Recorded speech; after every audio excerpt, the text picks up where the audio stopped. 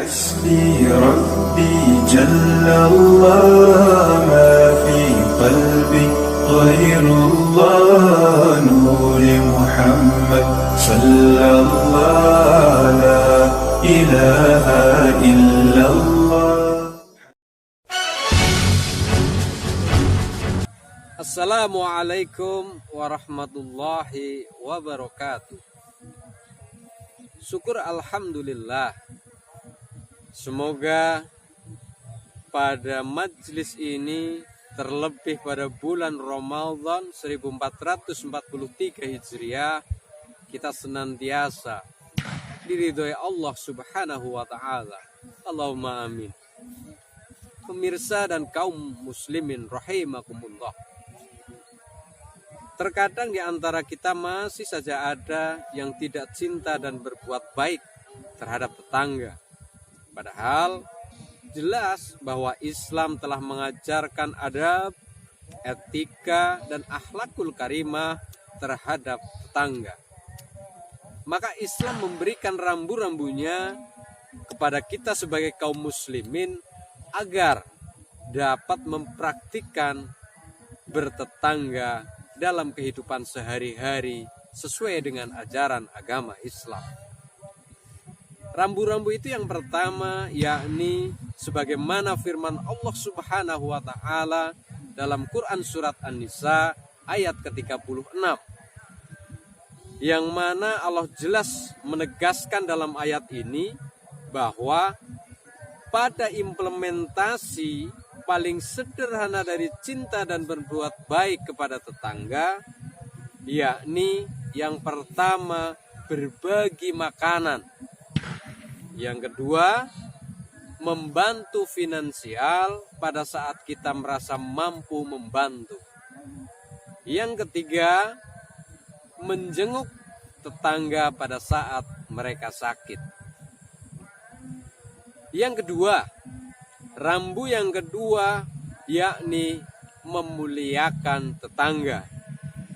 Hal ini sebagaimana dijelaskan dalam kitab Arba'in Nawawi, hadis ke-15, Rasulullah Shallallahu Alaihi Wasallam bersabda dari Abu Hurairah radhiyallahu an, Rasulullah Shallallahu Alaihi Wasallam bersabda, siapa saja yang beriman kepada Allah dan hari akhir, hendaklah ia berkata baik atau diam.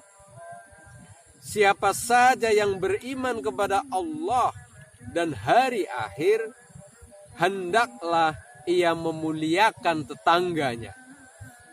Siapa saja yang beriman kepada Allah dan hari akhir, hendaklah ia memuliakan tamunya. Hadis riwayat Bukhari dan Muslim. Rambu-rambu yang ketiga, tidak sombong dan tidak membanggakan diri kepada tetangga. Sebagaimana firman Allah dalam Quran surat An-Nisa ayat ke-36 yang tadi di atas, di ayat terakhir, di kalimat terakhir ayat ini Allah tegas sekali menunjukkan agar kita tidak sombong dan tidak membanggakan diri. yakni Allah berfirman, sungguh Allah tidak menyukai orang yang sombong dan membanggakan diri. Lantas, rambu-rambu yang keempat, yakni tidak mengganggu tetangga. Ajaran Islam yang keempat rambu ini sebagaimana dijelaskan dalam kitab Al-Adab Al-Mufrad nomor ke-119. Rasulullah Shallallahu Alaihi Wasallam bersabda dari Abu Hurairah radhiyallahu berkata, aku ada seseorang bertanya kepada Rasulullah Shallallahu Alaihi Wasallam, wahai Rasul, si fulanah sering melaksanakan sholat di tengah malam dan sering mengganggu tetangganya. Dia juga berbuat baik dan bersedekah, tetapi lidahnya sering mengganggu tetangganya. Rasulullah Shallallahu Alaihi Wasallam bersabda, tidak ada kebaikan di dalam dirinya dan dia adalah penduduk neraka. Para sahabat lalu berkata, terdapat wanita lain, dia hanya melakukan sholat fardu dan bersedekah dengan gandum, namun ia tidak mengganggu tetangganya. Rasulullah bersabda, dia adalah dari penduduk surga. Hadis riwayat Bukhari. Maka rambu yang keempat ini jelas sekali menunjukkan kepada kita bagaimana kita dianjurkan berbuat cinta dan berbuat baik kepada tetangga kita. Lantas, para pemirsa kaum muslimin rahimakumullah, bagaimana pandangan syariat Islam yang terbukukan pada reglemen umum bagi umat Islam? Di sini dalam hasil majelis tahkim ini dijelaskan bahwa syariat Islam mengajarkan pada bab yang ke-17 bagaimana kaum syariat Islam harus berbuat baik kepada orang lain dan tetangga. Sebagaimana mempertegas apa yang ada di penjelasan di atas, bahwa syariat Islam mengambil dasar dari Quran surat Al-Kahfi ayat ke-46. Allah Subhanahu wa taala berfirman, A'udzu billahi minasyaitonir rajim. Bismillahirrahmanirrahim. Al-malu wal banuna zinatul hayatid dunya wal baqiyatus solihatu khairun inda rabbika thawaba wa khaira amalan.